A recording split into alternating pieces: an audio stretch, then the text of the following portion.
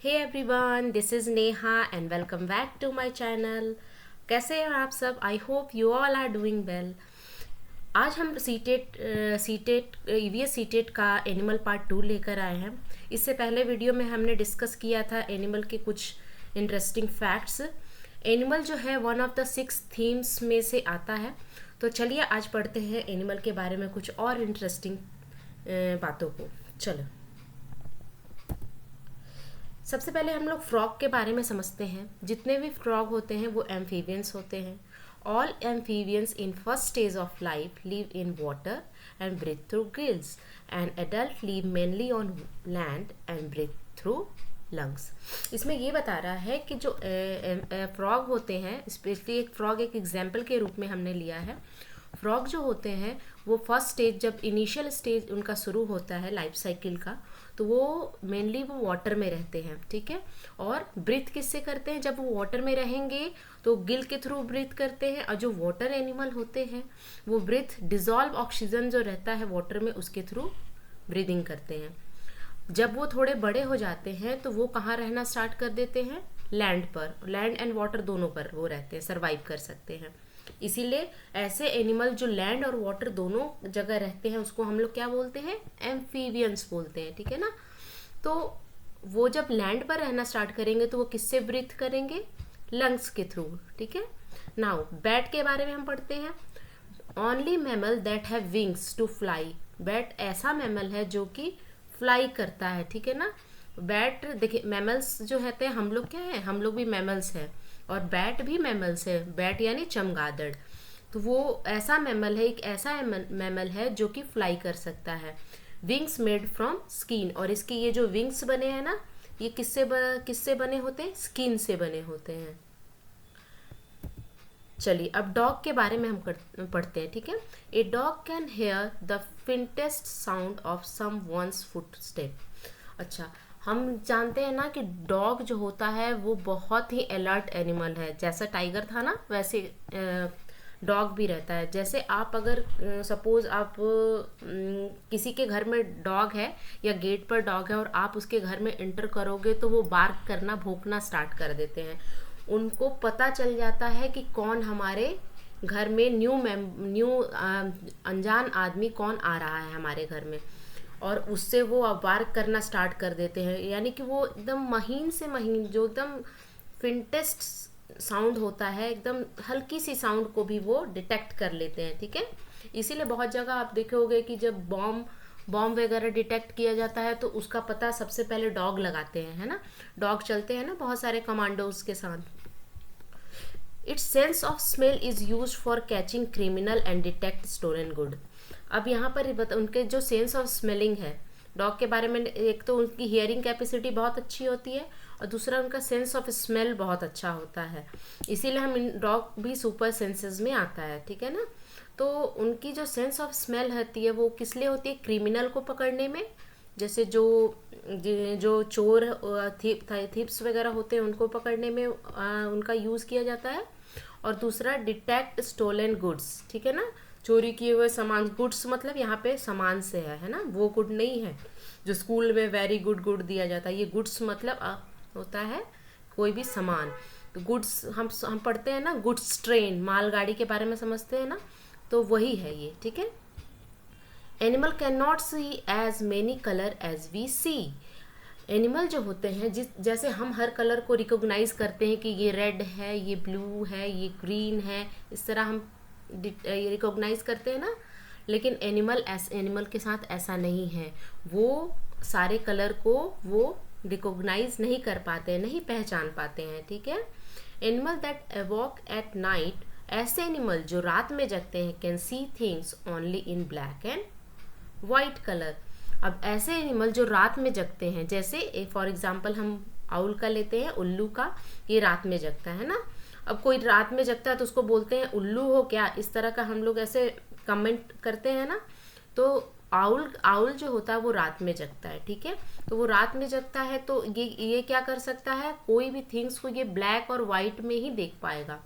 ये किसी भी चीज़, कोई भी चीज़ इसको, कोई जानवर या ट्री के जो लीव्स हैं, पेड़ पौधों को ये या तो इसको ये ब्लैक कलर में दिखेगा या तो ये वाइट कलर में दिखेगा। तो यहाँ पे वही लिखा है कि एनिमल दैट एवॉक एट नाइट, जो रात में जगते हैं वो ब्लैक एंड वाइट ही देख पाते हैं, यानी इनकी दुनिया ब्लैक एंड वाइट है, ठीक है।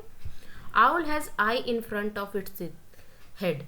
आउल की जो आई होती है, ये आई है ना, दोनों आप देख रहे हो ना, इसके हेड के फ्रंट में रहती है ना, सामने दिखती है, हेड के एकदम पास में, है ना आउल की। ये सिर्फ आउल की रहती है, ठीक है। लेकिन पिजन हो गए, क्रो हो गए, स्पैरो हो गए, इस तरह के जो बर्ड होते हैं, ये देखो ये बर्ड है ना, ये इसकी ये पिजन का है ना, पिजन का फोटो है। तो इसमें पिजन के पिक्चर में क्या दिखाया है कि pigeon, crow, sparrow etc have I on either side of the head. Either side यानी हेड के दोनों साइड, जैसे इस साइड है ना, ये हेड हो गया इनका, है ना, इस साइड है ना, ये हो गया इसका एक आई, और उसके जस्ट अपोजिट साइड में, इस साइड में उसकी दूसरी आई होगी। तो पिजन, क्रो और स्पैरो इस तरह के जो बर्ड होते हैं उनकी आई क्या होती है, either side of the head. और आउल की कैसी होती है, फ्रंट ऑफ इट्स हेड, ये देखो आंख के बिल्कुल सामने। Due to this in one time they can see 2 object at a time. अब इनकी आंखें जो होती हैं दोनों साइड होती हैं, ठीक है। तो ये इनकी कैपेबिलिटी होती है कि एक साथ ये 2 चीज़ों पर नज़र रख सकते हैं। देखो एक इस आई से ये इस साइड की लेफ्ट साइड की देखेंगे, उस साइड से राइट साइड की कोई भी नहीं। इसीलिए देखोगे कि कभी भी जब हम छत पर जाते हैं, अगर बर्ड चलते अगर घूमते रहती है तो हमें देखते ही तुरंत वो उड़ जाती है। कैसे उड़ जाती है, क्योंकि उनकी दोनों आई बहुत एक्टिव रहती है, वो दूसरे तरफ से हमें देख सकती है, ठीक है ना। चलो आगे बढ़ते हैं। अब दूसरे बर्ड्स जो हैं वो इसके बारे में हम बात करते हैं। काइट्स, ईगल एंड वल्चर, इसके बारे में एनसीईआरटी में बताया गया है। Some bird can see 4 time as far as we can see. हम जितना देखते हैं उससे 4 गुना ज़्यादा कुछ ऐसे बर्ड होते हैं जो देख सकते हैं। वो बर्ड कौन कौन से हैं, जैसे काइट, ईगल एंड वल्चर। ये लोग हमसे 4 गुना ज़्यादा, 4 टाइम्स फार, यानी हमसे 4 गुना ज़्यादा देख सकते हैं। जैसे ऐसे समझो, the things which we can see from 2 metre distance. अगर हम लोग वो ऐसी चीज़ जो 2 मीटर से देख सकते हैं, these bird can see 8 metre distance. देखो जो चीज़ हम लोग 2 मीटर से देख सकते हैं, ये लोग ईजिली देख सकते हैं 8 मीटर से, है ना। यानी देखे हो आप लोग कि ऐसे ईगल, वल्चर, काइट, ये जो होते हैं ये आसमान में उड़ते उड़ते इनको अपना शिकार दिख जाता है या इनको खाना दिख जाता है उतने ऊपर से, और वो आके अगर रोटी का टुकड़ा, अगर आप स्कूल टाइम में होंगे तो आपको याद होगा कि अगर ग्राउंड में बैठ के लंच करते थे हम लोग, मैं अपने स्कूल टाइम की बात आपसे बता रही हूँ। तो अगर गलती से रोटी का टुकड़ा अगर वहाँ गिर गया, पराठे गिर गए, तो ये बहुत दूर से उड़ते उड़ते आते थे और वो लेकर चले जाते थे। यानी वो, इसका मतलब क्या है कि वो हमसे 8 गुना ज़्यादा देख सकते हैं अच्छे से दूर से, है ना। And eagle can see its small prey from high in the sky. Prey मतलब क्या होता है, शिकार। ईगल के बारे में बताया गया है कि ईगल जो होता है अपने स्मॉल प्रे, अपने छोटे शिकार को जब ये आसमान में बहुत ऊंची ऊंचाई पर उड़ता रहता है तभी वो देख सकता है। उसकी मतलब उसकी आंखें इतनी शार्प और इतनी अच्छी होती है ना। चलो अब चलिए स्नेक्स से बहुत क्वेश्चन पूछे जाते हैं। हमारे एनसीईआरटी में दिया हुआ स्नेक्स के बारे में सीटेट्स में तो हर बार एक बार क्वेश्चन रहता ही है, आप इसको अच्छे से ध्यान देना। आवर कंट्री यानी किसकी बात हो रही है, इंडिया की बात हो रही है। Our country only 4 types of snakes are poisonous. हमारे कंट्री में कितने स्नेक्स होते हैं पॉइजनस है, 4 टाइप के, ठीक है ना। बस 4 टाइप के ही पॉइजनस स्नेक होते हैं। कौन कौन से होते हैं, they are cobra, common krait, Russell viper जिसको हम लोग दुबैया बोलते हैं, सॉ स्केल्ड वाइपर जिसको अफई बोलते हैं। ये 4 तरह के ही स्नेक्स जो हैं हमारे कंट्री में पॉइजनस पाए जाते हैं। कोबरा को हम लोग हिंदी में गहमन कहते हैं। बेसिक हिंदी जो होती है, जो मतलब कॉमन लेमैन लैंग्वेज में हम लोग कॉमन करेट को वो करैत बोलते हैं, रसल वाइपर को दुबैया बोलते हैं, एंड सॉ स्केल्ड वाइपर को अफई बोलते हैं। ये देखो ऐसा दिखता है कॉमन करेट, इसके ना स्ट्रिप रहती है, देखो वाइट स्ट्रिप रहेगी। ये है रसल वाइपर, इसमें देखो ये राउंड सा रहता है इनके बॉडी पे, ठीक है। और ये है कोबरा, ये है बॉलीवुड का स्नेक, आप अक्सर देखे होगे कि कोबरा को ही लेके शूटिंग वगैरह होती है और बॉलीवुड फिल्म वगैरह में दिखाई जाती है। तो ये कोबरा क्या है? कोबरा जिसको हम लोग गहमन कहते हैं, वो क्या होता है? वो one of the king cobra भी बोलते हैं, one of the poisonous snake of India, और ये है सॉ स्केल्ड वाइपर यानी अफाई। नाउ अब स्नेक के बारे में कुछ इंटरेस्टिंग बातें बताई गई हैं, कुछ हमें जानना ज़रूरी है। Snake has 2 hollow teeth. Snake की 2 हॉलो टिथ होती है। ये देखो, ये दोनों टिथ है इसकी, हॉलो टिथ। हॉलो टिथ मतलब क्या होता है? खाली रहती है ना, तो हॉलो टिथ होती है। When it bite the person enter the person's body through fang. जैसे क्या होता है ना, जैसे ही किसी को स्नेक काटता है तो क्या होता है, अपने फैंग्स, ये it bite the poison enter, हाँ इंटर कैसे करता है? इसके फैंग्स के थ्रू, है ना, हॉलो फैंग्स, ये फैंग्स है ना। तो जैसे आप देखोगे कि किसी को सांप काटा है तो ऐसे ये एक फैंग और ये दूसरा फैंग, इन दोनों फैंग के निशान पड़े रहते हैं, है ना। इससे क्या पता चलता है कि किसी सांप ने किसी पर्सन को, किसी व्यक्ति को काटा है। अब से यहाँ पे लिखा है there is a medicine for snake bite, और मेडिसिन भी रहती है स्नेक बाइट की। वो मेडिसिन कैसे मिलती है और कहाँ से मिलती है, चलिए पढ़ते हैं। The medicine is made from snake poison. और मेडिसिन, अब यहाँ पे देखो कितनी इंटरेस्टिंग बात है, सांप को मारने के लिए सांप की ही मेडिसिन यूज की जाती है ना।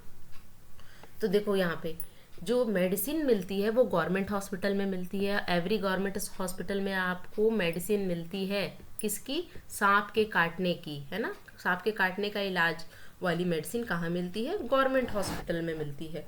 और वो मेडिसिन जो है वो किससे बनाई जाती है? जो सांप होता है, स्नेक होता है, उसके जहर से ही बनती है, ठीक है ना। तो सांप के जहर को हम लोग क्या बोलते हैं? वेनम। और वो कहाँ रहता है? वेनम ग्लैंड में, है ना।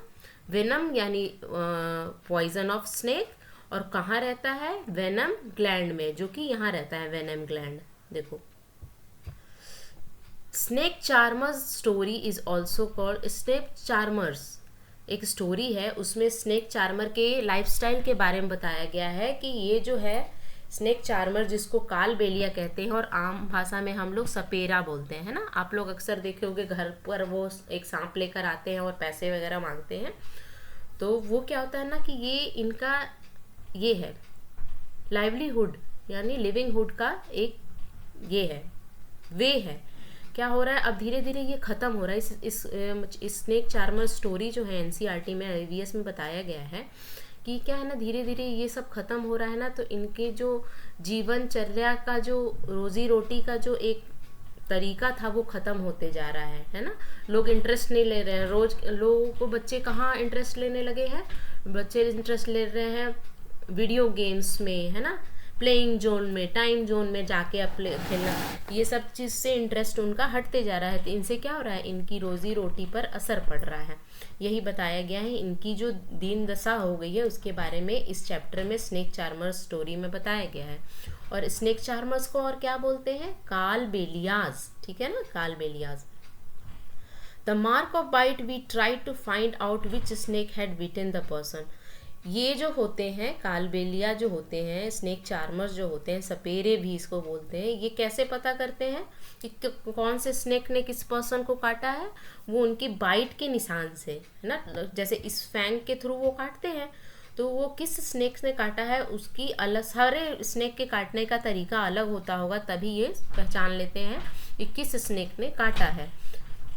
The venom, there is a venom gland, इसके बारे में भी मैंने बताया ना कि वेनम ग्लैंड होता है ना, where venom is present. Venom means क्या होता है? Poison. The snake poison is also called venom. तो आई थिंक आपको समझ में आ गया होगा स्नेक्स के बारे में, कितने टाइप्स ऑफ स्नेक्स होते हैं हमारे इंडिया में जो पॉइजनस होते हैं। Now move on to next topic. अब यहाँ पे मैंने कुछ इम्पॉर्टेंट पॉइंट मेंशन किया है जो कि एनिमल से रिलेटेड है, इसको आप पढ़ लेना, इससे क्वेश्चंस आते हैं। सबसे पहले प्रोजेक्ट टाइगर। प्रोजेक्ट टाइगर कब स्टार्ट हुआ था? 1973 में। और ये किस लिए किया गया था? For increasing the population of tiger in India. Project tiger launch किया गया था, एक्ट था जो कि 1973 में आया था। किस लिए आया था?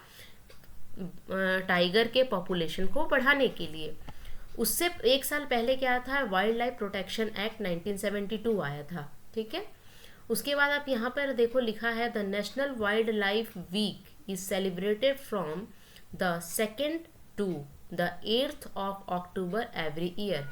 अब नेशनल वाइल्ड लाइफ वीक मनाया जाता है इंडिया में, नेशनल है यानी इंडिया के लिए है ना। तो ये कब मनाया जाता है, एवरी ईयर। कब मनाया जाता है, एक तो आप इससे समझ सकते हो कि 1st वीक ऑफ अक्टूबर, और अगर आपको ऐसे एग्जैक्ट बताना है तो आप बताओगे 2nd of October. 2nd of अक्टूबर को क्या मनाते हैं, गांधी जयंती, है ना। तो आप इससे याद रख सकते हो कि जिस दिन गांधी जयंती होती है उस दिन से स्टार्ट हो जाता है और कब तक चलेगा, 8th ऑफ अक्टूबर तक। नेशनल क्या चलेगा, national wild life week celebrate करते हैं, हम मनाते हैं 2nd of October to 8 of October every year, हर साल मनाते हैं। और ये कब से मनाते आ रहे हैं, 1952 से मनाते आ रहे हैं। This week aim at protecting and preserving India's flora and fauna. Flora and fauna यानी पेड़ पौधे और जंगली जानवर, और जो जानवर हैं उनको बचाने के लिए, प्रोटेक्ट करने के लिए ये हम वीक सेलिब्रेट करते हैं। कौन सी week, national wild life week. अब यहाँ पर देखो ये IUCN के बारे में बताया गया है कि IUCN क्या है, the international union for conservation of nature. IUCN का फुल फॉर्म क्या होता है, इस फुल फॉर्म को अच्छे से आप याद कर लेना। इधर उधर करके फॉर के जगह ऑफ भी दे सकता है, यहाँ ऑफ के जगह फॉर भी दे सकता है, तो इसको आपको अच्छे से याद करना। नेचर के जगह नर्चर भी दे सकता है, ठीक है ना। तो आपको ये इसको अच्छे से ध्यान में रखना होगा कि आखिर है क्या, 2-3 बार बोलोगे अपने आप समझ आ जाएगा आपको। तो IUCN का फुल फॉर्म होता है the international union for conservation of nature, और इसका फॉर्मेशन कब हुआ था, 5th ऑफ अक्टूबर। ये भी देखो अक्टूबर से ही रिलेटेड है, तो आपको इजली याद हो जाएगा। 5th ऑफ अक्टूबर 1948 को इसकी शुरुआत की गई थी, किसकी, IUCN को, ठीक है। IUCN release red data book. IUCN क्या रिलीज करता है, red data book. What is red data book, a red data book is a document that keeps a record of all the endangered species of animal, plant and fungi in a country or a state। देखो एक तो ये IUCN क्या international organisation है, ये क्या release करता है, red data book. Red data book क्या है, एक ऐसा बुक है, एक ऐसा डॉक्यूमेंट है जिसमें रिकॉर्ड रखा जाता है ऐसे जानवर के, ऐसे पेड़ पौधे की जो कि इंडेंजर है, विलुप्त हो रहे हैं, है ना, जो कुछ समय पहले तो हमारे साथ थे अब वो नहीं दिख रहे हैं। प्लांट और फंगी भी रहते हैं इसमें, देखो animal, plant and fungi in a country, किसी कंट्री या स्टेट के, ये ऑल ओवर द वर्ल्ड के सारे डेटा को इकट्ठा करके इस रेड डेटा बुक में रखते हैं, और फिर उस पर काम किया जाता है कि नहीं इनको हमें बचाना है, हमें प्रोटेक्ट करना है, ठीक है। तो आई होप आपको ये वीडियो अच्छा लगा है। अगर अच्छा लगे तो प्लीज़ लाइक कीजिए, शेयर कीजिए एंड सब्सक्राइब कीजिए। तब तक के लिए नेहा सिंह को बाय कीजिए। Thank you so much for watching.